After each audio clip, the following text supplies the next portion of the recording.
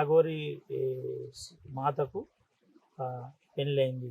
పెళ్ళి చేసుకున్న తర్వాత మీరు నమ్మిన మీ సహచరి అంటే పెళ్ళి అయిన తర్వాత సహచరి అనాలా, లేకపోతే మీ పెళ్ళి మీ ఫ్రెండ్ అనాలనా, లేదంటే మీకు దగ్గర వ్యక్తి అనాలనా?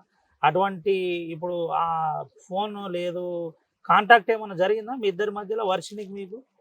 జై భోలేనాథ్. అదొక్కటి అడగకండి. ఎవరి జీవితంలో వాళ్ళు బాగుంటే బాగుంటుంది. నేనైతే ధ్యానాలు చేసుకుంటూ పూజలు చేసుకుంటూ నేను హ్యాపీగా ఉన్నాను. ఆ అంశం మాత్రం ప్రజలు కానీ మీడియా మిత్రులు కానీ ఎవరు కూడా నాకు అదొక్కటి అడగకండి దయచేసి. మీరు జైలుకు పోవడానికి ప్రధాన కారణం ఎవరు? ఇక ప్రజలందరూ చూస్తున్నారు, వాళ్ళకి తెలుసు ఎవరు కారణం ఏంటిది అనేది. వాళ్ళ పేర్లతో నాకు సంబంధం లేదు. బట్ ఆ క్యారెక్టర్స్ అనేటివి ఇలా వచ్చినాయి, అలా వెళ్ళినాయి. ఇక అంతే. కొన్ని సార్లు ఒడుకులు దుడుకులు ఉంటాయి జీవితం అన్నప్పుడు. మనం కూడా మనుషులమే, ఎంత భక్తురాళ్ళమైనా మనం కూడా మనుషులమే. కాబట్టి కొంత అలా నడిచింది. కొన్ని రోజులు బ్యాడ్ టైం అన్నట్టు.